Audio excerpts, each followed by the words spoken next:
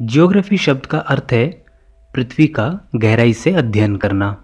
पृथ्वी पर होने वाली हर एक घटना, उनका आपस में संबंध और उसके निकलने वाले विविध परिणामों को अच्छे से समझना।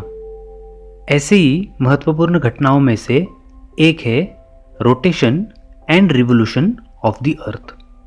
इन दोनों के ही कई सारे परिणाम होते हैं, लेकिन इनका सबसे गहरा परिणाम हमारे क्लाइमेट पे होता है। तो इस वीडियो में हम लोग रोटेशन और रिवोल्यूशन के विविध एस्पेक्ट्स के बारे में जानने की कोशिश करेंगे।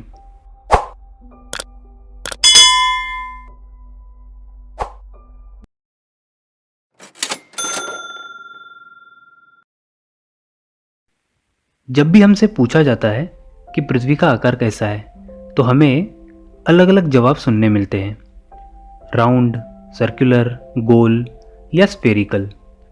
जब भी हम लोग राउंड, सर्कुलर या गोल ऐसे शब्दों का इस्तेमाल करते हैं तो वो 2 डायमेंशनल वस्तुओं को दर्शाता है, जबकि स्फेरिकल 3 डायमेंशनल वस्तुओं को दर्शाता है। हालांकि दिए गए जवाबों में से स्फेरिकल ये सबसे करीब ज़रूर है, लेकिन पूरी तरह सही नहीं है। हमारी पृथ्वी दोनों ही पोल्स की तरफ से हल्की सी कंप्रेस्ड है और इक्वेटर की तरफ थोड़ी सी बल्जी। इस कारण हमारा equator to equator diameter pole to pole diameter से थोड़ा ज़्यादा है। इस शेप को कहा जाता है जियोइड। जियोइड शब्द का अर्थ होता है पृथ्वी जैसा। मतलब अगर हमसे कोई ये पूछे कि पृथ्वी का आकार कैसा है, तो उसका जवाब है पृथ्वी जैसा।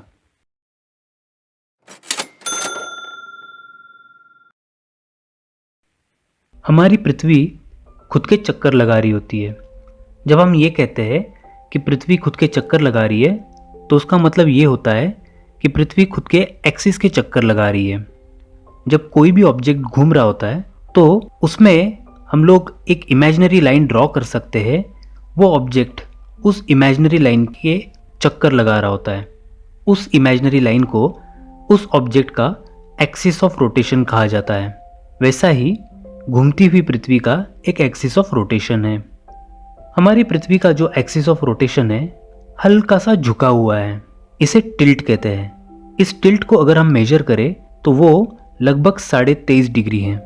एक्सिस ऑफ रोटेशन के इसी टिल्ट के कारण हमें पृथ्वी पर अलग अलग सीजन्स देखने मिलते हैं। पृथ्वी को अपने एक्सिस का एक चक्कर लगाने में 23 घंटे और 56 मिनट का समय लगता है, जिसे हम रफली 24 घंटे मानते हैं। जब हम धरती पे खड़े होते हैं तो हमें ऐसा महसूस होता है कि धरती रुकी हुई है, हालांकि वो खुद के एक्सिस के चक्कर लगा रही होती है।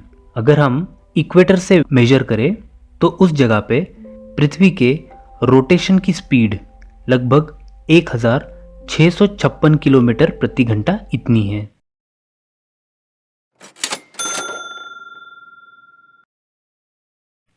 जैसे हम जानते हैं कि पृथ्वी अपने एक्सिस के चक्कर लगा रही होती है, तो ऐसे में पृथ्वी का जो भाग सूरज की तरफ होता है वहाँ पे दिन होता है, और जो सूरज के विरुद्ध होता है वहाँ पे रात होती है। लेकिन पृथ्वी का एक्सिस ऑफ रोटेशन हल्का सा झुका हुआ है। इस कारण ये होता है कि झुकाव का जो हिस्सा सूरज की तरफ होता है वहाँ पे ज़्यादा रोशनी पहुँचती है, और जो झुकाव सूरज की तरफ नहीं होता या उसके विरुद्ध दिशा में होता है वहाँ पे सूरज की किरणें टेढ़ी गिरती हैं। अगर हम पोल्स की बात करें तो जो पोल सूरज की तरफ झुका होता है वहाँ पे लगातार दिन होता है, और जो झुकाव सूरज के विरुद्ध दिशा में होता है वहाँ पे लगातार रात होती है। ये दिन और रात तब तक होती है जब तक पृथ्वी सूरज का चक्कर लगाते हुए 6 महीने बाद दूसरी दिशा में नहीं पहुंच जाती। जब पृथ्वी दूसरी ओर पहुंच जाती है तो जो झुकाव सूरज की तरफ हुआ करता था अब वो सूरज के विरुद्ध हो जाता है, और जो झुकाव सूरज के विरुद्ध था वो सूरज की तरफ हो जाता है। इस कारण से अब विरुद्ध दिशा में दिन हो जाता है, और पहले जहाँ पे दिन था वहाँ पे रात हो जाती है। ये दिन और रात का समय पोल्स पर 6 महीनों का होता है, इसीलिए ये कहा जाता है कि पोल्स पर 6 महीने का दिन और 6 महीने की रात होती है। अगर हम इक्वेटर से मेजर करें तो इक्वेटर पे लगभग 12 घंटे का दिन और 12 घंटे की रात होती है। वहीं पे पोल्स पे 6 महीने का दिन और 6 महीने की रात होती है। तो इससे हम ये निष्कर्ष निकाल सकते हैं कि जैसे जैसे हम इक्वेटर से पोल्स की तरफ जाते हैं वैसे वैसे दिन और रात की लंबाई बढ़ती जाती है।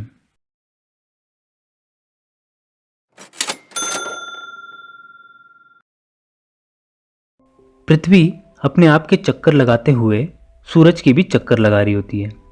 सूरज का एक चक्कर लगाने में उसे 365 दिन और ऊपर 6 घंटे का समय लगता है।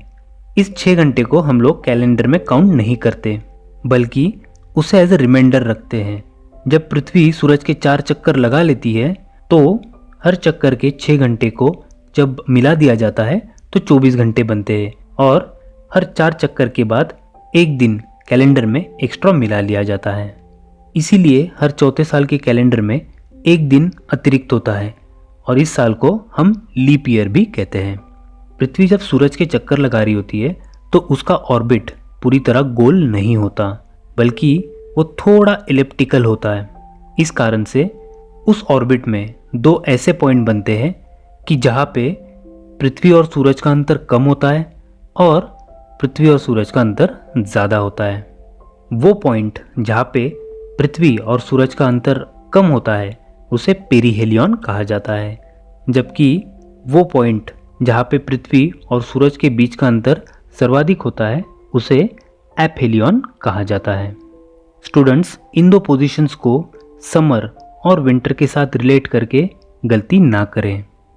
सूरज के चक्कर लगाते वक्त पृथ्वी के 4 महत्वपूर्ण पोजीशंस होती है।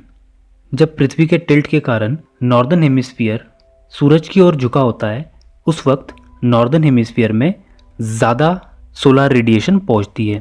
इस कारण से नॉर्दर्न हेमिस्फीयर में समर सीजन होता है और सदर्न हेमिस्फीयर में सूरज की किरणें स्लांटिंग दिशा में आती है। उस कारण से सदर्न हेमिस्फीयर में विंटर सीजन होता है। इस पोजीशन को कहा जाता है समर सोल्स्टिस। पृथ्वी इस पोजीशन में 21 जून को होती है। ठीक 6 महीने बाद जब पृथ्वी ऑर्बिट के दूसरी दिशा में पहुंचती है तब सदर्न हेमिस्फीयर में ज़्यादा सोलर रेडिएशन आती है, इसलिए सदर्न हेमिस्फीयर में समर होता है और नॉर्दर्न हेमिस्फीयर में कम रेडिएशंस आती है या स्लांटिंग रेडिएशंस आती है, इसलिए वहाँ पे विंटर सीजन होता है। इस पोजीशन को कहा जाता है विंटर सोल्स्टिस।